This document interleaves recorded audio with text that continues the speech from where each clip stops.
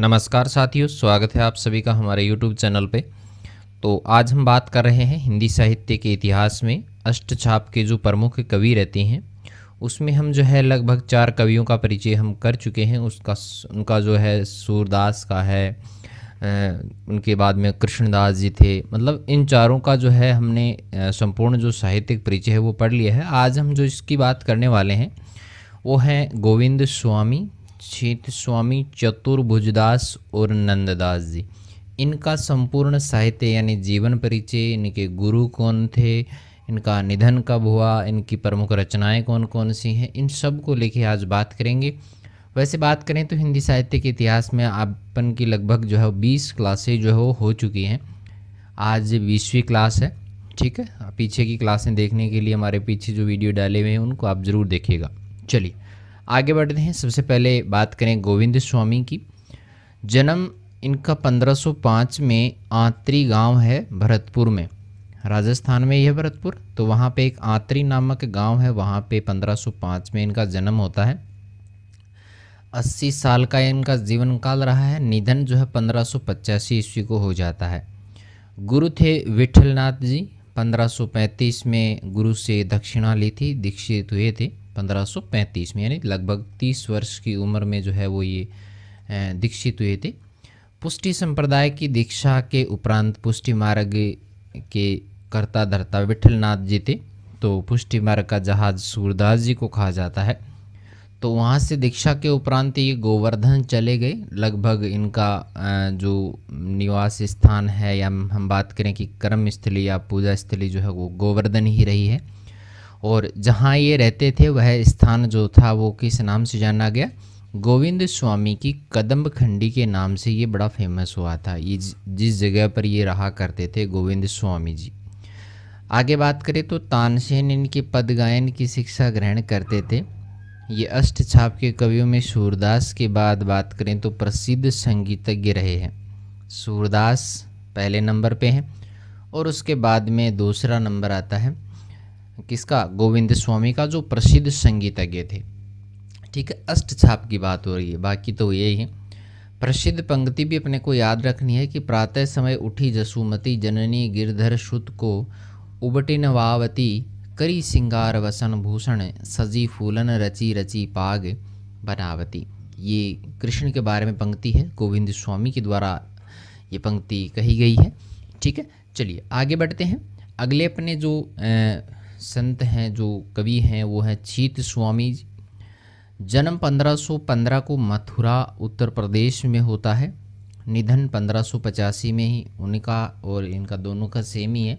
ठीक है, गुरु विठलनाथ जी हैं। यौवनावस्था में छीत स्वामी जितने उद्दंड और वाचाल थे।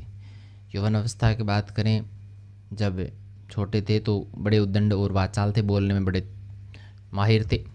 और प्रौढ़ावस्था में वो उतने ही गंभीर और विरक्त हो जाते हैं। ये इनकी प्रमुख विशेषता है।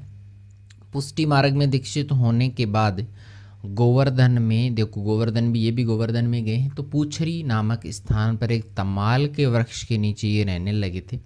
तमाल का वृक्ष मेरा भी देखा हुआ नहीं है, लेकिन होता है भी। ठीक है, कोई स्वतंत्र रचना इनकी नहीं है, नहीं मिलेगी आपको कहीं पे भी कोई लिखा हुआ कुछ नहीं मिलेगा। लेकिन यहाँ पर स्फुट पद जो है वो रचना है इनकी, पदावली के नाम से प्रसिद्ध है।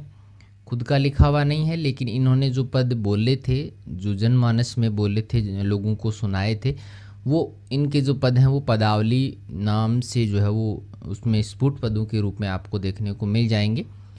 पद की बात करें तो ये पद याद रखना है। हे विधना तोसो आचरा पसारी, मांगो जन्म जन्म दीजो याही ब्रज बसी वो। ये पंक्ति जो है वो छीत स्वामी के द्वारा कही गई है, याद रखना है। चलिए आगे बढ़ते हैं। अगले हैं अपने चतुर्भुजदास जी। जन्म इनका 1530 को गोवर्धन के ही समीप होता है, जमुनावती गांव में होता है। निधन वही है 1585, सेम है। गुरु भी सेम है, विठलनाथ जी हैं। और ये कवि कुंभनदास के 7 पुत्रों में सबसे छोटे थे। ये जो हैं चतुर्भुजदास जी, कुंभनदास के 7 पुत्र थे, उनमें सबसे छोटे माने जाते हैं कौन? चतुर्भुजदास जी। पिता ने इनको गान विद्या की शिक्षा देकर पुष्टि मार्ग की दीक्षा दिलाई। पुष्टि मार्ग में इनको दीक्षित किया। डॉक्टर नगेंद्र के अनुसार स्फुट पदों को चतुर्भुज के जो स्फुट पद हैं उनको कीर्तन संग्रह, कीर्तनावली और दान लीला के नाम से वर्तमान में उपलब्ध हैं। शुक्ल के अनुसार द्वादश यश, भक्ति प्रताप और हितजू को मंगल, इस नाम से आपको चतुर्भुजास की जो पंक्तियां हैं वो मिल जाएंगी। इसके बाद में अपने अगले जो कवि आते हैं नंददास जी।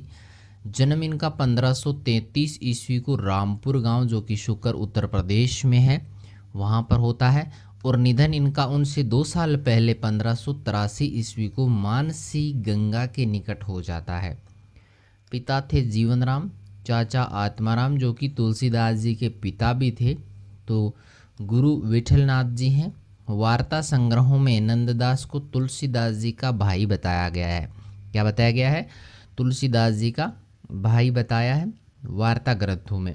सूरदास की भक्ति भावना को देखकर उनका शास्त्र से मोह भंग हो गया था।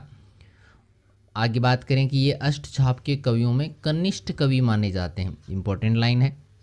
रचनाएं भी हैं इनकी, स्वतंत्र रचनाएं हैं। अनेकार्थ मंजरी है, रस मंजरी है, विरह मंजरी है, मान मंजरी है, रूप मंजरी है, गोवर्धन लीला, नंददास पदावली, ये इनकी जो है मोस्ट इम्पोर्टेंट रचनाएं रहती हैं। ठीक है, चलिए समझ में आया होगा पूरा का पूरा।